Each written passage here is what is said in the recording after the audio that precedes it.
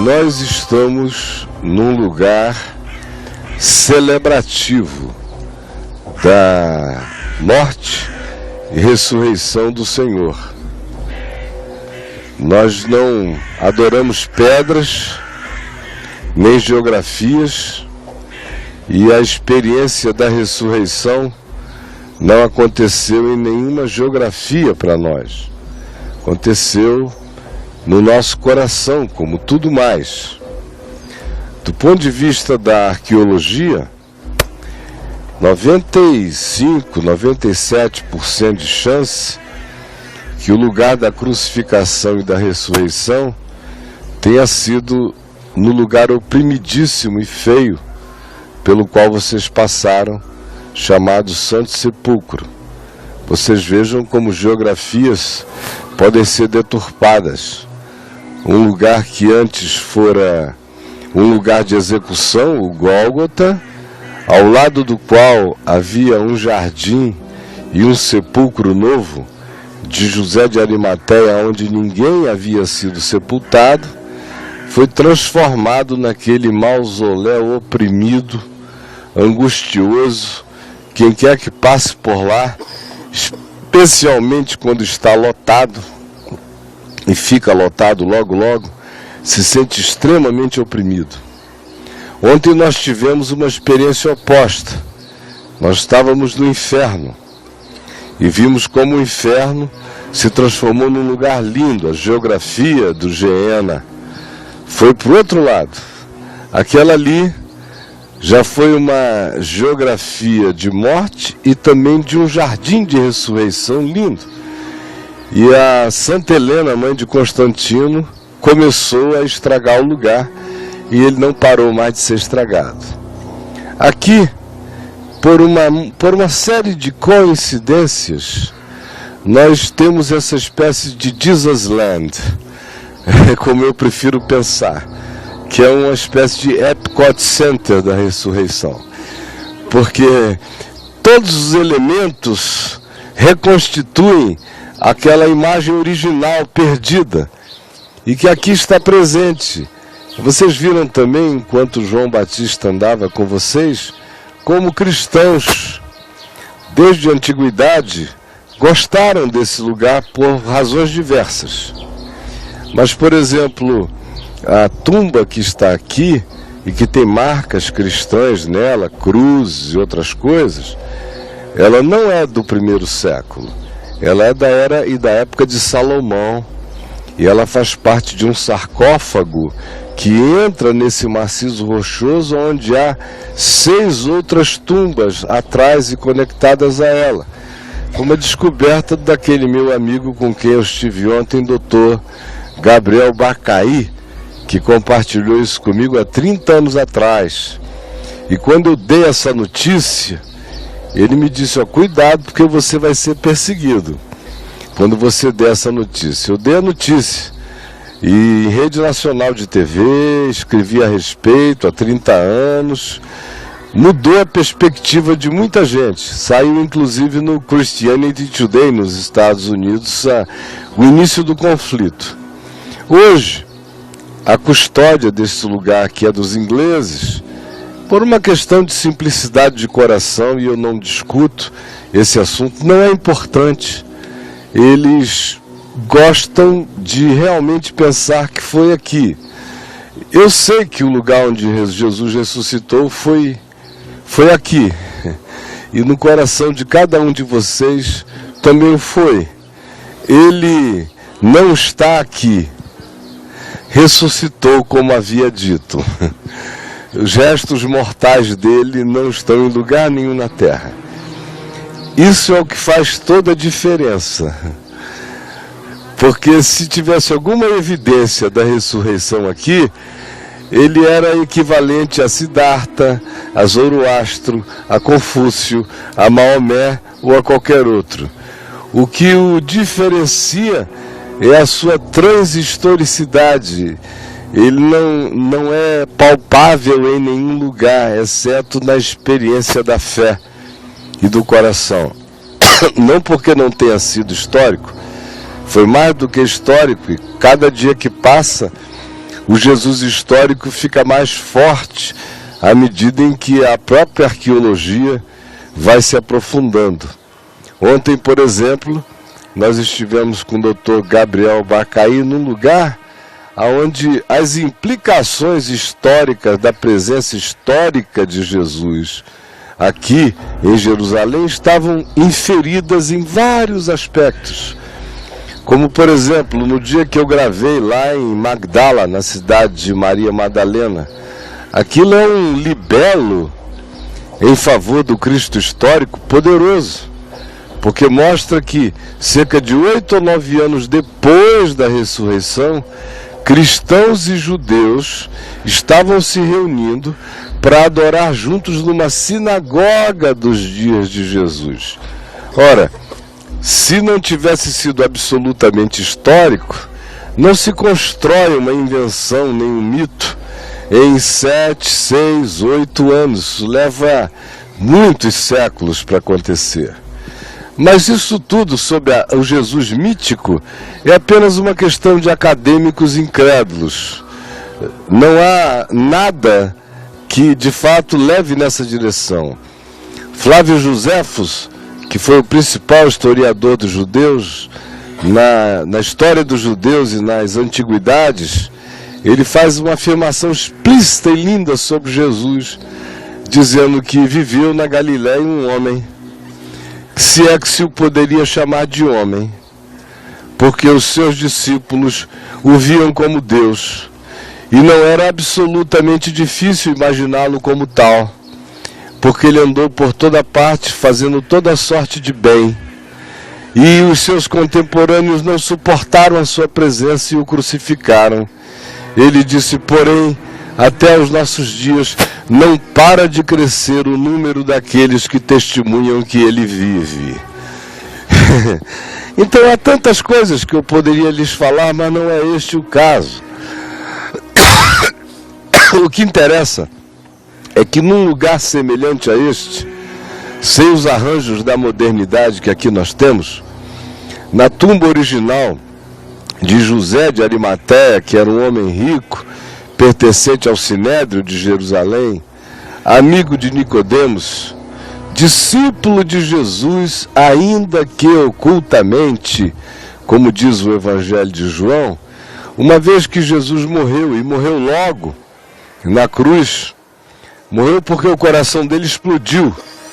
Aquela sintomatologia de ter saído sangue e água, os fisiologistas, anatomistas, estudiosos do fenômeno dizem que isso aconteceria em alguns casos.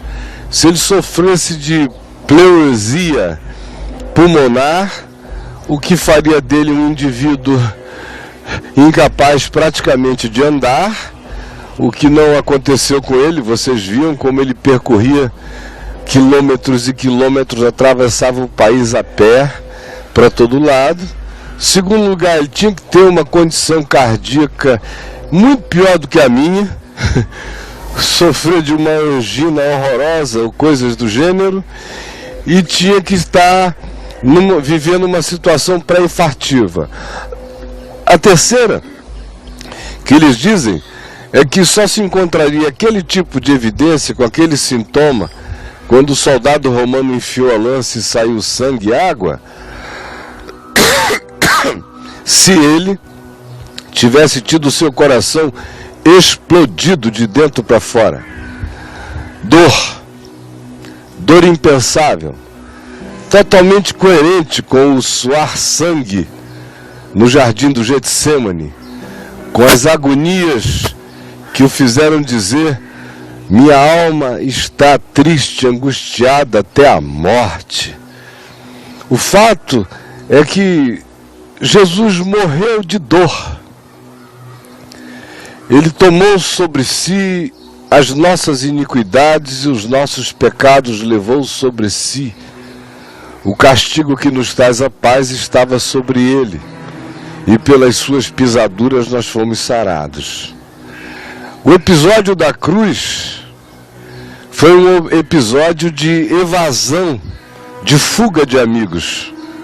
Ficaram apenas mulheres à volta da cruz. A mãe Maria Madalena, a outra Maria, que não se define quem que seja, e algumas outras mulheres, exceto o apóstolo João, que ficou junto, era o mais novo de todos. É por causa disto que, acerca de Maria, mãe de Jesus, e de João, Jesus, do alto da cruz, diz: mulher, eis aí o teu filho. E disse a João: eis aí a tua mãe. E daquele dia em diante, embora Maria tivesse filhos e filhas, mas se diz que daquele momento em diante, João a levou para casa e cuidou dela, como diz a tradição, até o fim da vida. Provavelmente levando-a depois para Éfeso, onde João viveu muitos anos, onde provavelmente ela mesma tenha falecido, após o que João foi exilado na ilha de Pátimos, onde teve a revelação do Apocalipse, como todos nós sabemos. Aqui neste lugar, uma vez que o corpo foi removido da cruz, e Nicodemos e José de Arimateia fizeram os preparativos para trazerem-no para a tumba nova, onde ninguém havia sido sepultado, tumba de José, da sua família, eles prepararam provisoriamente o corpo para um sepultamento rápido, e o texto bíblico diz a razão. É porque era Páscoa, e eles não queriam, como judeus, fazer qualquer tipo de ação mais pormenorizada naquele dia de Páscoa, naquela sexta-feira pascal, onde o Cordeiro de Deus, que tira o pecado do mundo, e já o havia tirado desde antes da fundação do mundo, tinha morrido na história humana. Eles disseram: bom, nós voltaremos aqui, uma vez passada a Páscoa, no domingo de manhã, e faremos os preparativos. Esses eram cuidados femininos. Nenhum homem teve essa preocupação. Como homens em geral não a têm. Foram as mulheres que imaginaram essa possibilidade e a executaram. O fato é que a sexta-feira foi de fuga. Pedro estava em estado irremediável de angústia e culpa. Judas havia se enforcado. Todos os apóstolos tinham fugido, conforme Jesus predissera. Apenas as mulheres ficaram. E eles se reuniam com portas e janelas fechadas, com medo da intervenção dos judeus, de que pudessem vir prendê-los para fazer deles um exemplo amplificado do que já tinha acontecido com Jesus, e tentarem matar aquela ideia, matarem aquela fé, aquele sentimento, aquela esperança pela raiz, não deixando nenhuma testemunha, nenhum discípulo de nada daquilo. Por isso João enfatiza que eles se reuniam com portas e janelas fechadas. Até que chega o domingo de manhã. Aí por volta das 4h30, 5 horas da manhã, as mulheres resolveram vir à tumba, trazendo vasos com ungüentos, aloés, perfumes e muitos panos de linho, para passarem em volta do pano todos os ungüentos e enrolarem o corpo até formar um grande denso casulo, que era como eles faziam, grudando aquilo, preservavam, evitavam o mau cheiro, a corrupção imediata do corpo. Era um trato comum. Após a lavagem, eles fariam isso. Foi isso que elas se prepararam para fazer. Só quando elas chegaram, e aí eu quero que vocês esqueçam qualquer outra coisa, e eu tomarei a liberdade poética de dizer, quando eles chegaram aqui e olharam para a tumba, e era uma tumba praticamente idêntica àquela ali, aonde vocês, se já não viram, verão que há uma grande pedra com um canal, tem uma canaleta. A pedra rodava dentro do canal para poder fechar a tumba. E a pedra pesava mais de 1 tonelada, tonelada e meia. Era um trabalho para homens rodarem-no.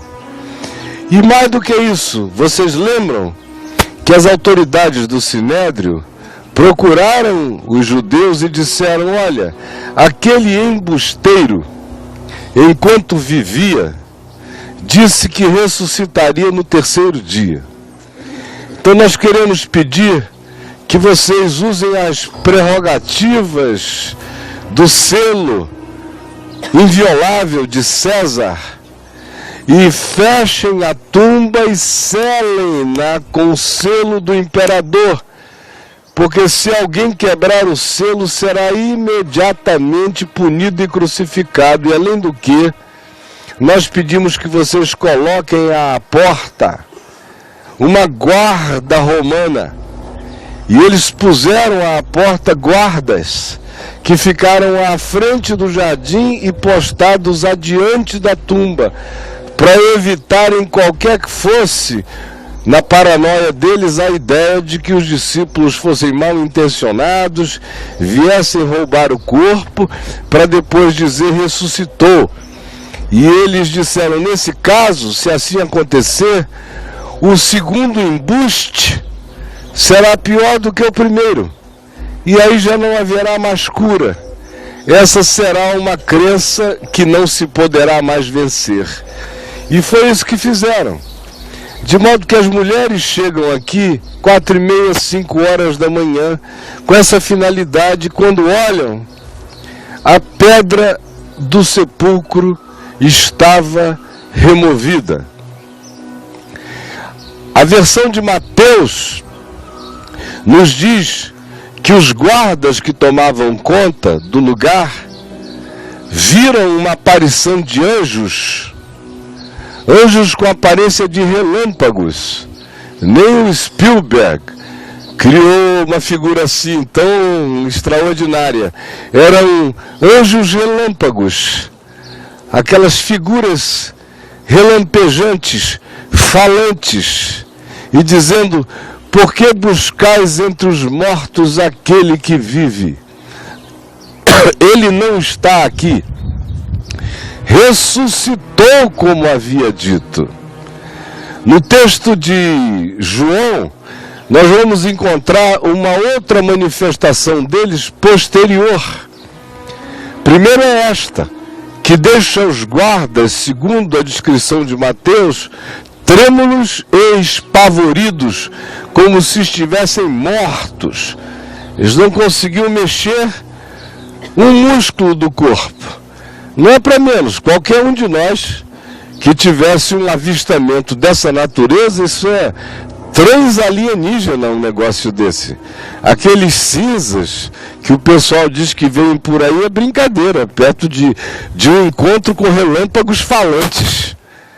E dizendo coisas desse tipo, os guardas congelaram. As mulheres saíram todas correndo para dar a notícia aos amigos, aos discípulos, aos apóstolos, exceto ela, que fica aqui, chorando, chorando, chorando. Maria Madalena. E aí o texto diz que enquanto ela chorava, Jesus veio por detrás e falou: mulher, por que choras? A quem procuras? Mas quando você não está esperando encontrar entre os vivos aquele que morreu, não adianta, todas as familiaridades se apagam. A morte cria a impossibilidade da identificação familiar com aquilo que antes tinha sido tão próximo, porque a morte gera o fosso da impossibilidade. E ela nem reconheceu a voz, nem prestou atenção, além de que o texto diz que ela chorava, tinha um véu de lágrimas na cara dela.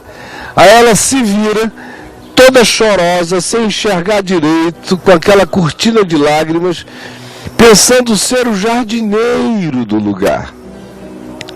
E disse: Senhor, se tu o tomaste, se tu o tiraste, dize-me aonde tu o puseste, e eu o levarei. E Jesus então disse: Maria.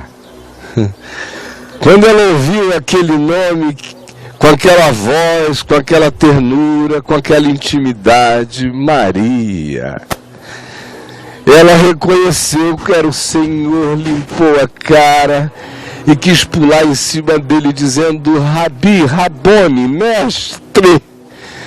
E o Senhor disse: não me toques. Passou o tempo da relação espaço-temporal.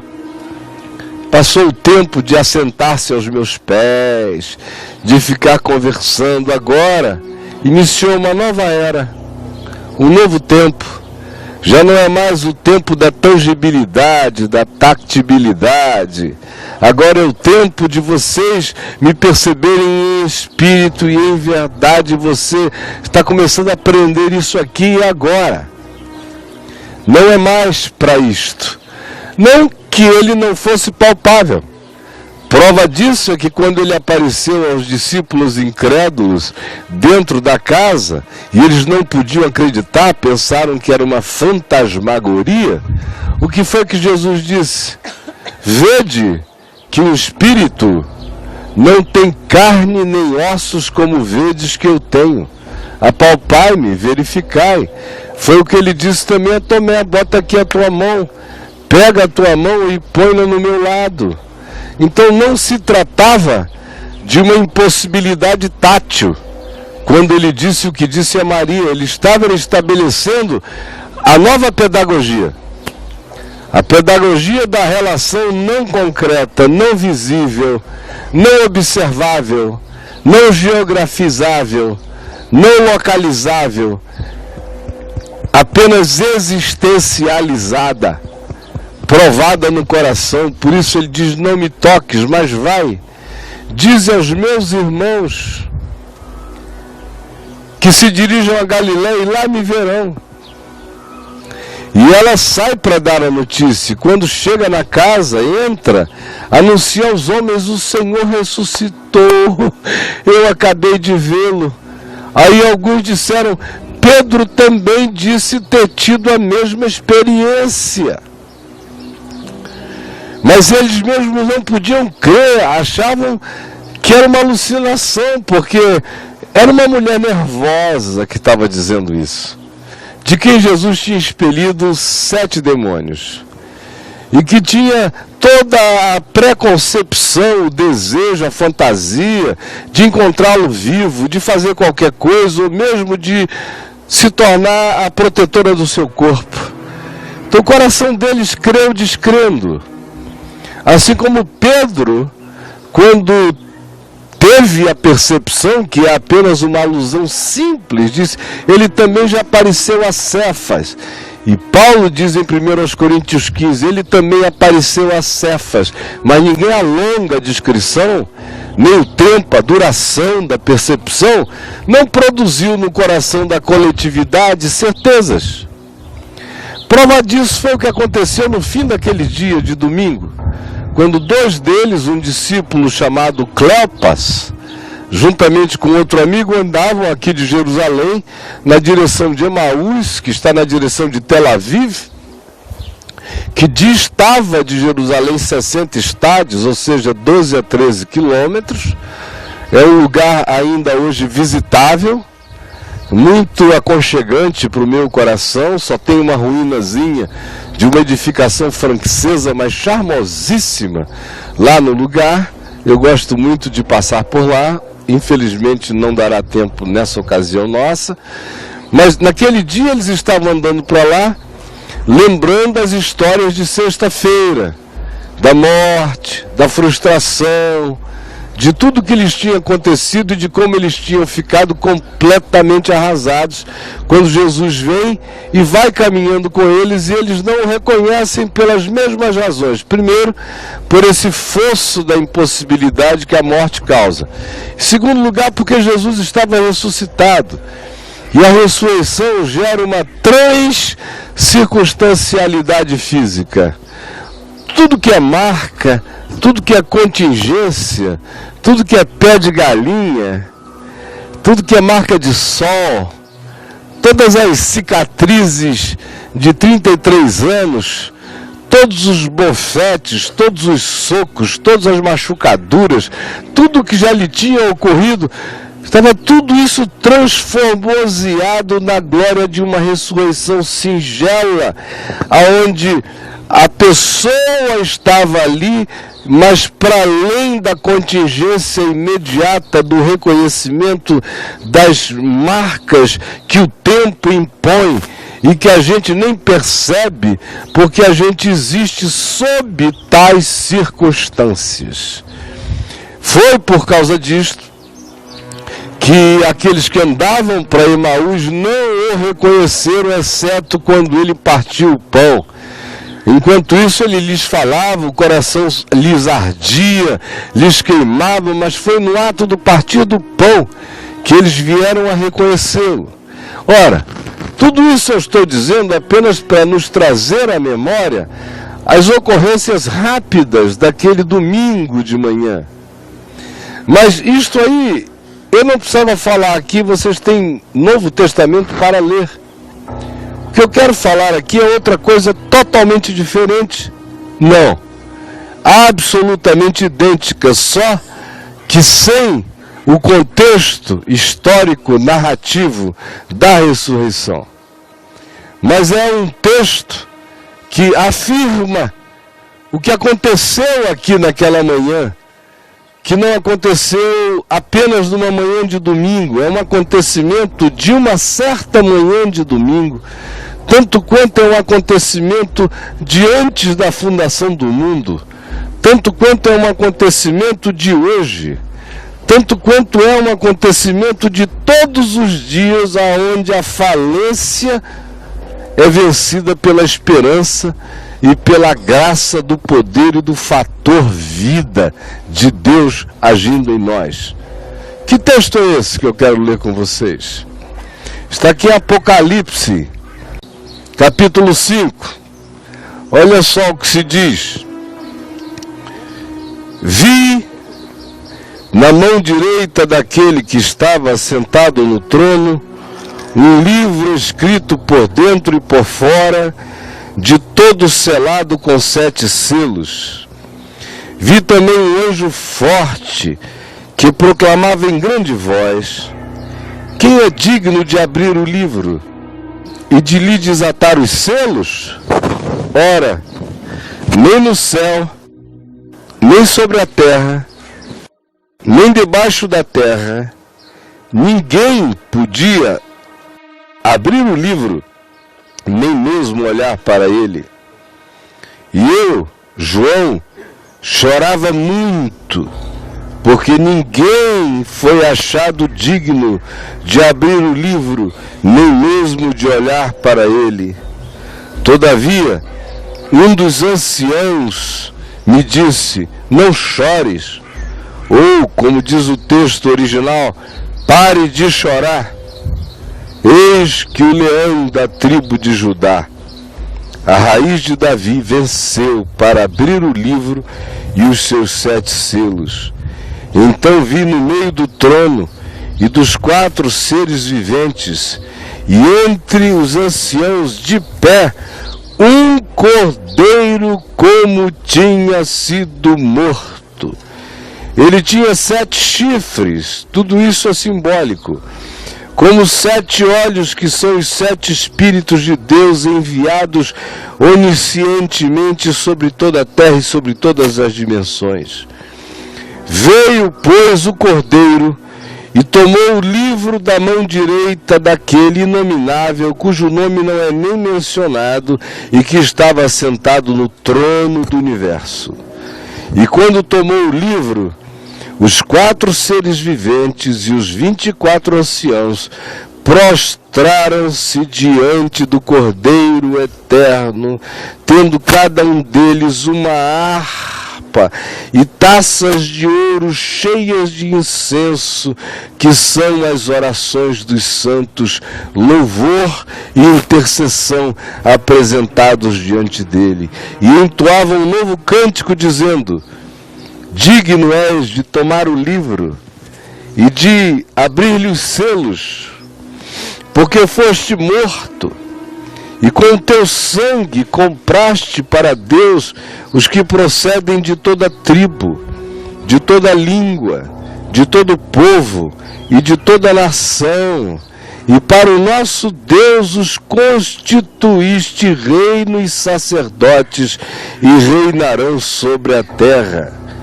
Vi e ouvi uma voz de anjos, muitos anjos ao redor do trono, dos seres viventes e dos anciãos, cujo número dessas criaturas era de trilhões, ou seja, milhões de milhões e milhares de milhares, trilhões de criaturas cósmicas, proclamando em grande voz a uma: digno é o Cordeiro que foi morto, de receber o poder e riqueza, e sabedoria, e força, e honra, e glória, e louvor. Então ouvi que toda criatura que há no céu, e sobre a terra, e debaixo da terra, e sobre o mar, e tudo que neles há, e em qualquer dimensão, todos os seres existentes estavam dizendo: àquele que está sentado no trono e ao Cordeiro seja o louvor e a honra e a glória e o domínio pelos séculos dos séculos. E os 4 seres viventes respondiam: amém. Também os anciãos prostraram-se e o adoraram. Aí você diz: o que isso tem a ver com a manhã da ressurreição? Ora, tudo. Essa é a descrição mais maravilhosa da vitória do Cordeiro.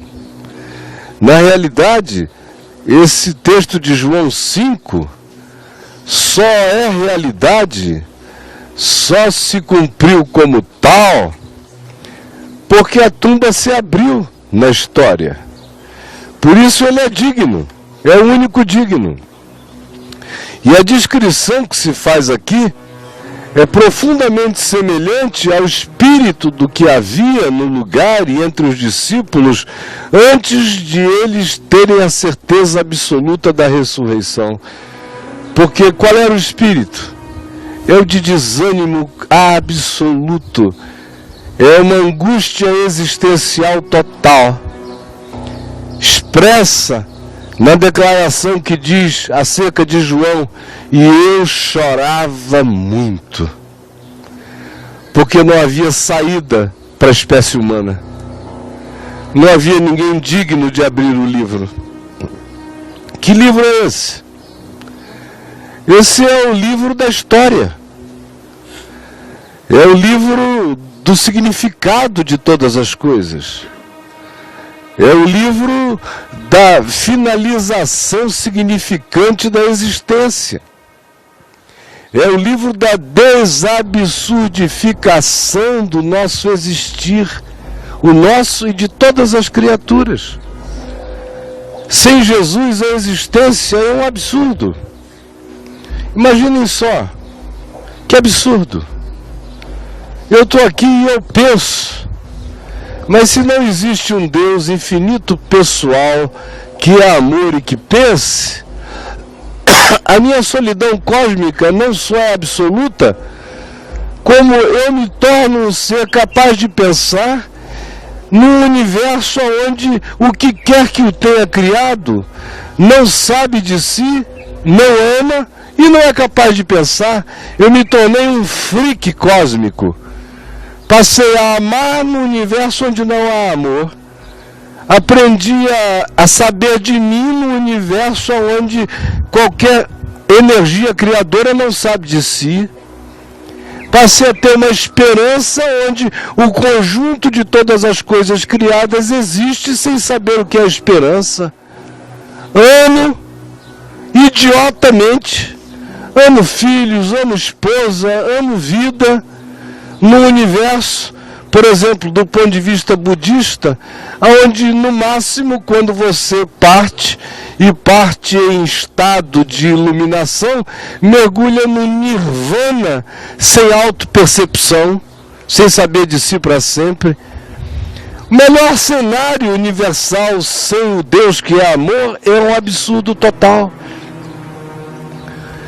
E aqui se diz que ele venceu para abrir o livro e desatar os seus 7 selos. Esse livro também tem outra simbolização. Ele também vinha carregado daquela ideia do livro do ano do jubileu dos judeus.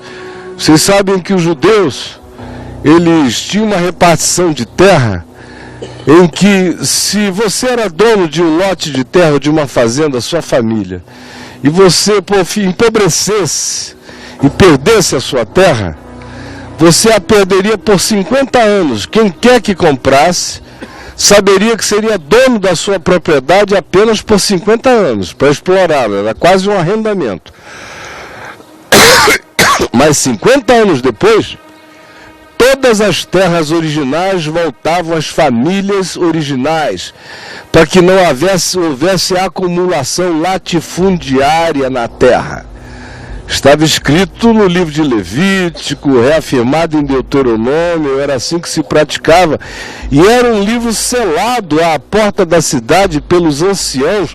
Quando chegava a época da restauração, no ano do jubileu, a cada 50 anos, esse livro era desselado, a escritura era relida, era um livro de redenção da terra.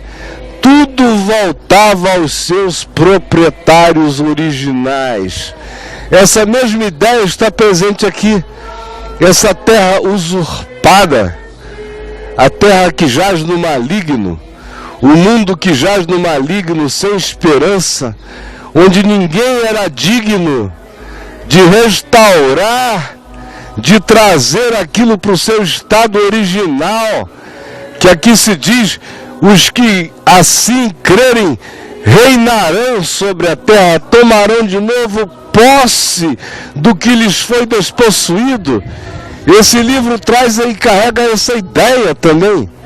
Uma outra ideia que esse livro selado por dentro e por fora nos traz é a certeza absoluta da redimibilidade de todo ser humano que na terra tenha vivido com a esperança de uma redenção, esperança de uma visitação, esperança de uma graça, de um Messias, de uma luz, de um sol nascente das alturas. É o livro de todas as esperanças frustradas, de todas as orações feitas.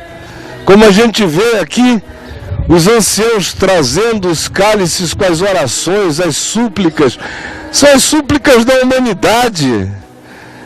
As harpas que representavam as esperanças e os cânticos humanos de um mundo melhor. Entre eles tem a música do John Lennon, Imagine. Imagine um mundo sem miséria. Está tudo diante do Cordeiro, é só Ele que é digno de poder fazer isto acontecer. Mas o que é interessante é que antes de que o Cordeiro seja apresentado, nós temos apenas esse ser inominável, descrito como aquele que se assenta no trono, sem nome, sem designação. É aquele, não é aquilo, não é uma energia, é uma pessoa. Ele se relaciona de maneira consciente em amor com toda a criação e é o soberano de todas as coisas. E se diz que nem no céu, entre os anjos, entre Gabriel, Miguel, Uriel, qualquer que seja a nomenclatura angelical, entre querubins, serafins, seres de todas as ordens, criaturas de qualquer dimensão ou existência multiversica, acima da nossa consciência, não havia ninguém com dignidade para abrir o livro do sentido e do significado universal e levá-lo a bom termo. Nem sobre a terra. Ora, quando João disse que não havia sobre a terra ninguém digno, ele estava fazendo uma acusação aos Césares que dominavam o mundo. Se não tem um César digno de abrir o livro. Domiciano, que provavelmente foi quem o colocou ali na ilha de Patmos, não era digno de abrir o livro. Nem os que tinham vindo antes, nem os que viriam depois. Ninguém era digno. Nem Abraão, nem Isaac, nem Jacó, nem Davi, nem Isaías, nem Jeremias, nem João Batista, nenhum dos profetas. Ninguém era digno de abrir o livro. Nenhuma criatura humana que jamais tinha pisado o chão do planeta. E ele disse, em nenhuma outra dimensão não havia ninguém que pudesse realizar isso e levar a bom termo. João disse, por isso eu entrei em estado de colapso existencial. Porque é um colapso existencial. Sinceramente, eu não sei como pessoas conseguem existir sem essa esperança. Sem essa esperança, eu pensei em me suicidar aos 18 anos de idade. Quando eu fiquei tão angustiado, mas tão angustiado, que embora eu soubesse de Jesus, mas eu não cria nele para mim. Eu não cria nele fazendo sentido para a minha existência. Porque eu associava Jesus aos crentes. E os crentes para mim eram insuportavelmente tristes e horrorosos. Então eu disse, se Jesus tem alguma coisa a ver com os crentes, Jesus não é para mim, nem eu sou para Jesus. Me deu uma agonia tão grande que eu quis meter uma bala na cabeça mais de uma vez. Era uma vontade de morrer. Eu tentei me suicidar, sem ser aqueles suicídios fatídicos, tipo sair correndo na direção de um ônibus e dar de cara de frente. Talvez eu fosse covarde demais para praticar assim, mas eu era capaz de pegar 32, 33, 34 anfetaminas argentinas, tomar todas de uma vez e uma garrafa de uísque todinha em cima e entrar praticamente em coma e ser salvo por um amigo chamado José Roberto no aterro do Flamengo, que me jogou em cima do Pullman dele e deixou uma chuva que caía no sábado de carnaval derramar-se torrencialmente sobre mim. O que pela misericórdia de Deus deve ter sido o que não me deixou morrer, porque eu fui saindo daquele estado lentamente. E quantas outras tentativas assim malucas. A pessoa dizia, não, tem que tomar um ácido, aí você vai e toma logo 10. Aí o cara dizia, tem que tomar no máximo 3 balas, aí você vai lá e mete 20 na cara. Tudo era feito em excesso para ver se numa dessas eu ia, sem sentir, porque o meu coração era carregado dessa profunda desesperança. Eu olhava em volta e eu não via ninguém capaz de fazer dessa terra um lugar melhor. Profunda desesperança. Eu não sei como certas pessoas suportam. Eu só acho que suportam porque são vazias e rasas demais, porque não pensam, porque não sentem, porque se anestesiaram. Porque qualquer pessoa com um sentido e com uma percepção mais aguçada existencialmente não aguenta viver sem o poder dessa esperança do digno, único, capaz de abrir o livro e de lhe desatar os selos. Pois bem, João disse, eu chorava muito. Agora, que João é esse? É o mesmo que tinha vindo aqui com Pedro na manhã da ressurreição e viu o casulo vazio.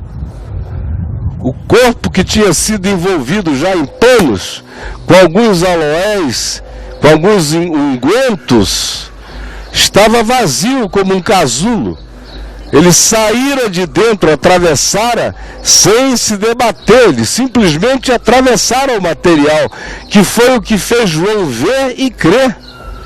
Foi o mesmo João que já tinha visto Jesus ressuscitado. Foi o mesmo João que tinha convivido com ele 40 dias e 40 noites depois que ressuscitou de entre os mortos e que recebeu mandamentos por meio do Espírito Santo. Foi o mesmo João que no cenáculo ali no Monte Sião recebeu línguas de fogo sobre a cabeça e deu testemunho do Evangelho por todos os lados.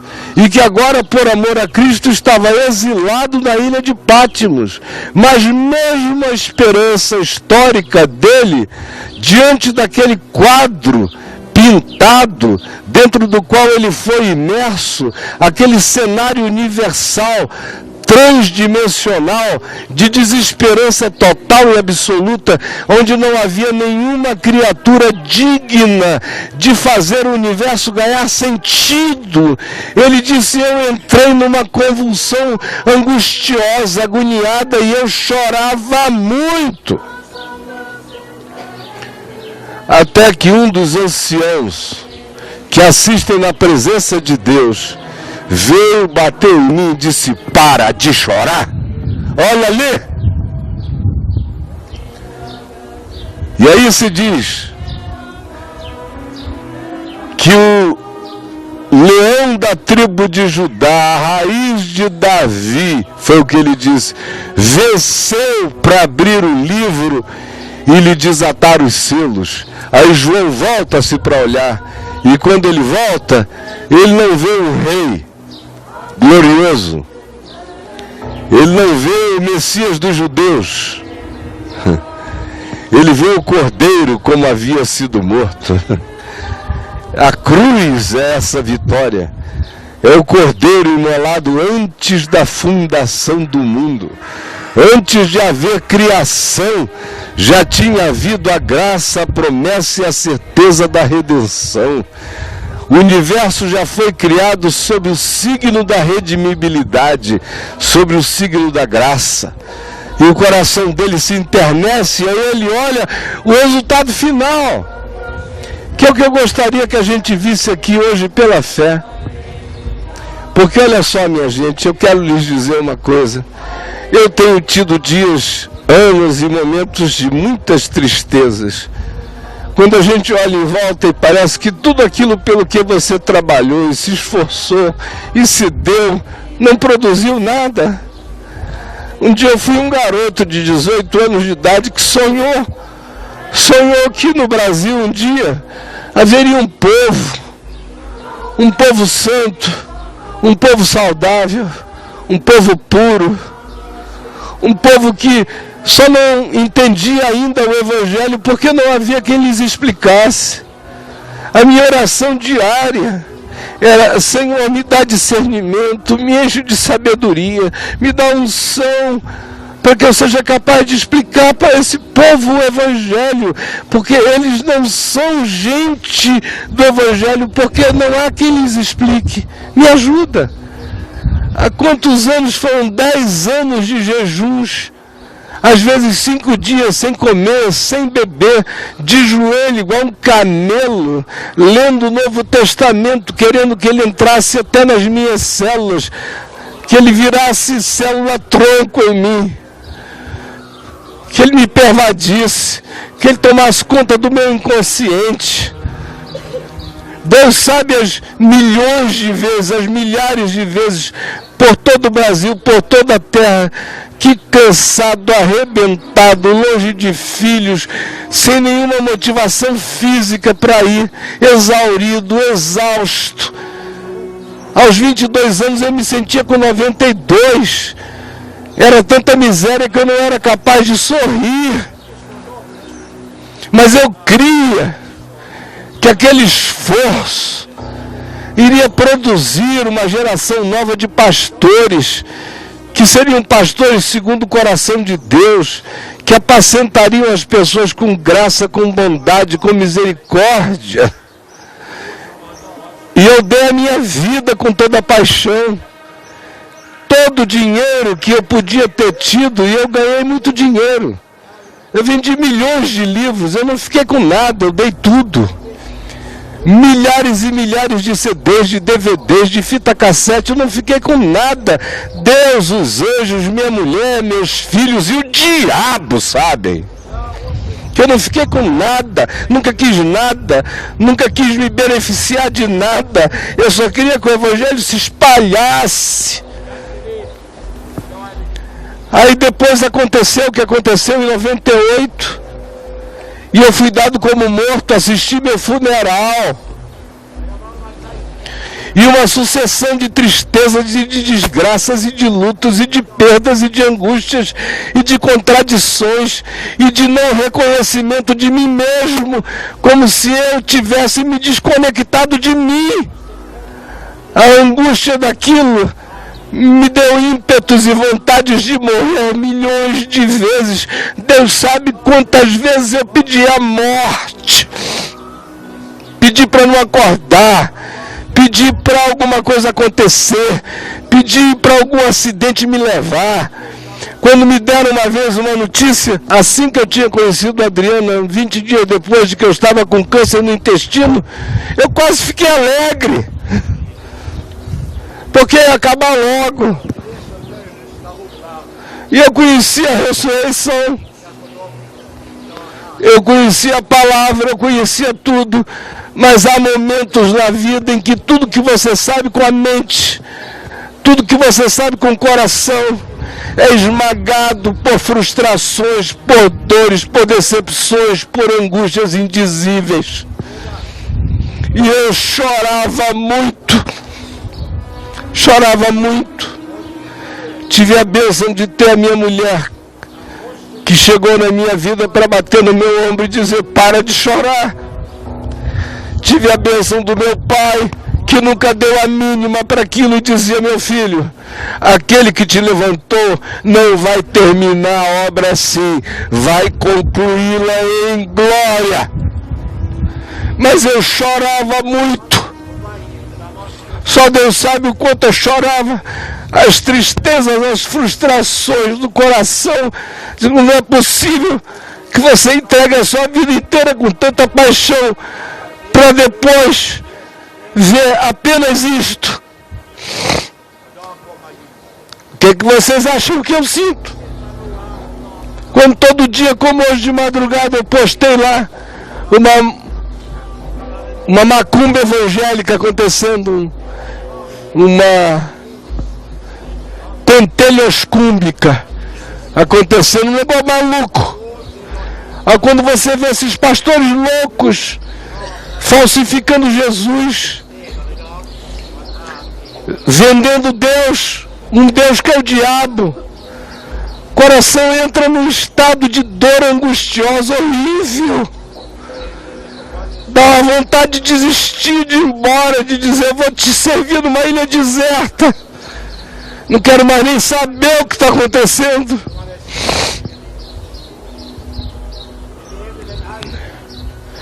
Eu não sei como é que o coração de vocês tem sido visitado, nem quais são as desesperanças que porventura estão em vocês. Eu sei que os jovenzinhos que aqui estão ainda vão me entender infinitamente melhor enquanto a vida passar. Eu espero que não com as gravidades do que eu já provei na vida, porque foram quase insuportáveis. Mas chega o dia em que a gente chora muito. E é nesse dia que a mão celestial bate e você diz: para de chorar, ele não está aqui. Ressuscitou como havia dito. Ele é digno, é o único digno. É por isso que nenhuma esperança minha jamais poderá ser posta em política, nem em presidente, nem em parlamentos, nem em ideologias, nem em qualquer utopia humana. Eu só tenho uma esperança, só um nome dado entre os homens, só um ante o qual eu me curvo. É esse o mantenedor da minha esperança. É o fator ressurreição que me alegra, me anima, me levanta todo dia. Todo dia. E eu sei que vai ser assim até o último dia da minha vida. E quando eu me encontro nesses momentos horrorosos de olhar em volta e dizer: meu Deus, eu vou morrer, e vou ver o Brasil porco. Esse país que podia ser uma nação linda vai morrer porca. Essa igreja que podia ser uma igreja de gente bonita vai morrer, vai acabar assim, macumbada, enfeitiçada, como a igreja de Tiatira, de Sardes e de Pérgamos piorada. filhos de Baal. Quanta voz, quanto grito, quanta proclamação, quanto anúncio, aparentemente caiu no nada, no vazio. Aí a voz de Deus vem ao coração e diz: a minha palavra não voltará para mim vazia. Para de chorar. Olha o cordeiro que foi morto e ganhou para si o direito de ter gente dele em todo o povo, em toda a tribo, em toda a língua, em toda a nação. Esquece o Brasil. Sabe que tem gente encontrando com ele aonde pessoas não falaram, aonde voz nenhuma chegou, eu cheguei, aonde homem nenhum pronunciou uma palavra, o meu espírito falou, aonde ninguém missionou o evangelho, anjos chegaram, aonde ninguém imaginou, sonhos os acometeram, porque o Cordeiro é digno. Ele fez. Para de chorar, te levanta. E é nesse dia que eu sempre me animo, exatamente com esse texto, é o que volta ao meu coração todas as vezes. E eu canto no meu coração esse cântico: digno és de tomar o livro da história humana e de dar sentido à existência humana, de desatar-lhe os selos, porque foste morto e com o teu sangue compraste para Deus os que procedem de toda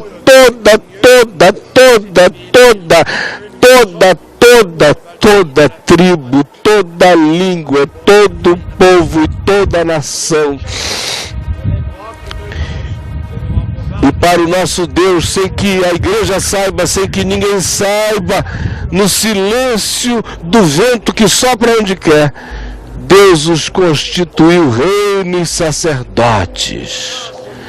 E então, pela fé, eu vejo o que a ressurreição abriu de eterno e imutável.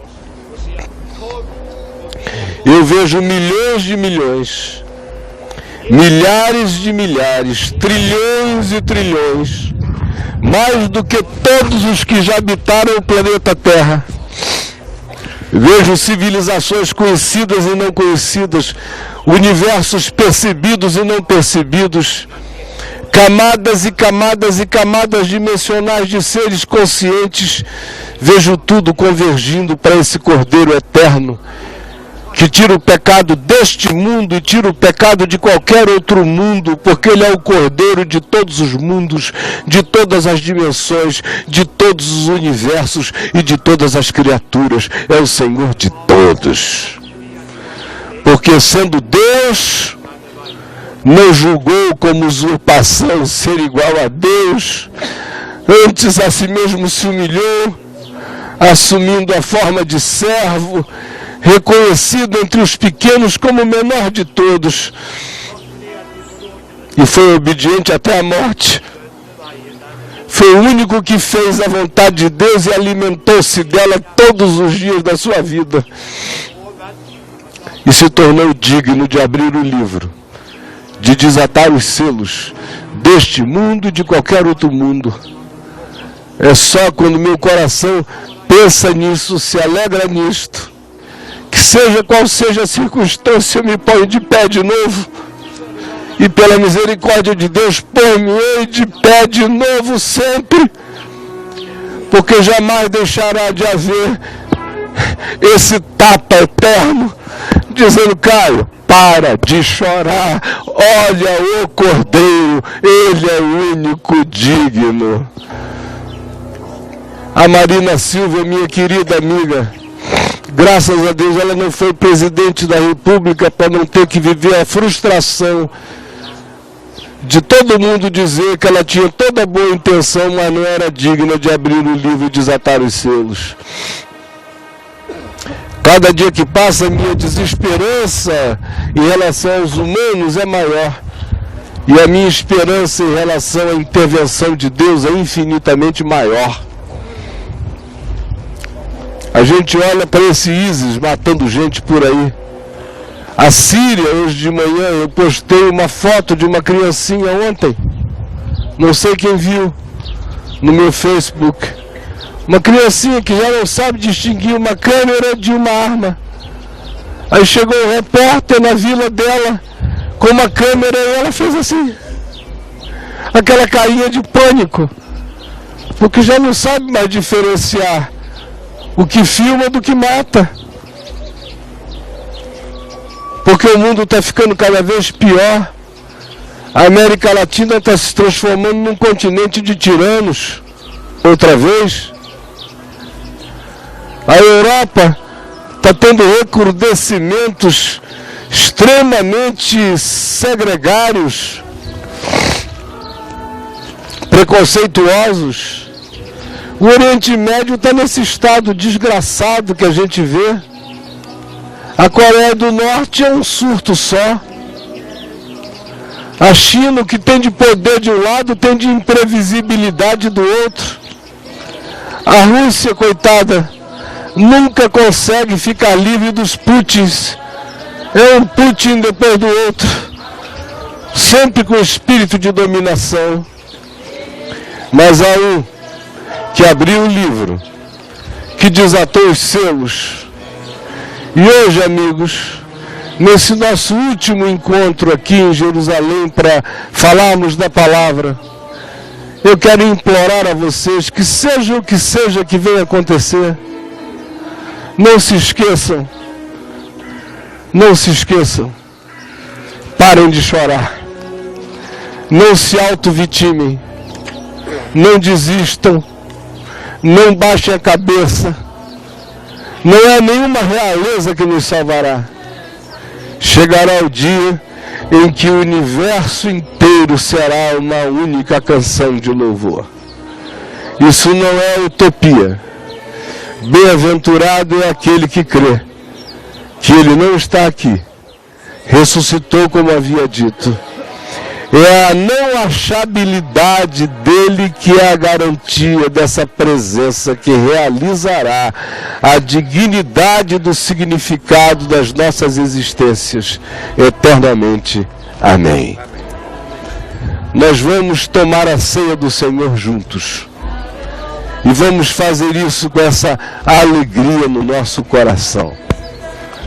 Vai embora depressão, tristeza, autovitimização, frustração afetiva, qualquer tipo de impressão negativa de você com relação a você mesmo, qualquer tipo de acusação diabólica que fale da sua não redimibilidade. O Cordeiro é digno e ele comprou você. Você está resgatado, você está incluído. Aceite o Papa Celestial que diga: para de chorar, levanta a cabeça, ele é digno.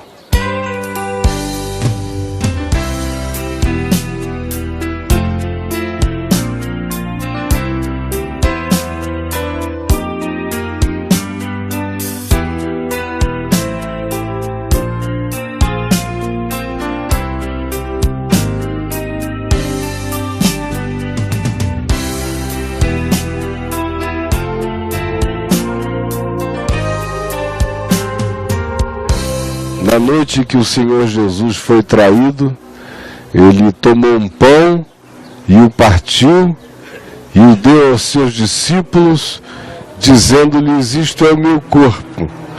Todas as vezes que o comerdes, fazem isto em memória de mim.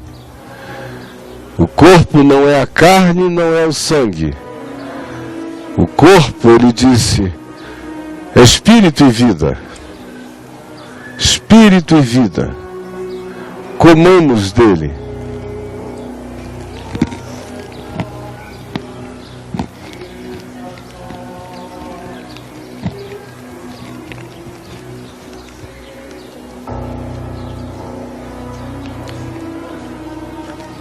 semelhante modo, depois de haver ceado, ele tomou um cálice e o deu aos seus discípulos, dizendo-lhes: este cálice é a nova aliança no meu sangue, sangue derramado em favor de toda tribo, povo, língua, etnia, nação, no passado, no presente, no futuro e em qualquer dimensão. Bebei dele todos.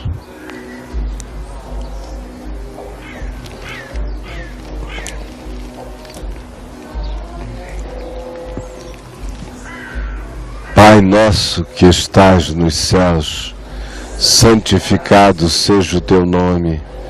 Venha o teu reino, seja feita a tua vontade, assim na terra como nos céus. O pão nosso de cada dia nos dá hoje. Perdoa as nossas dívidas, assim como nós perdoamos os nossos devedores. E não nos deixes cair em tentação, mas livra-nos do mal, pois teu é o reino, o poder e a glória para sempre. Amém.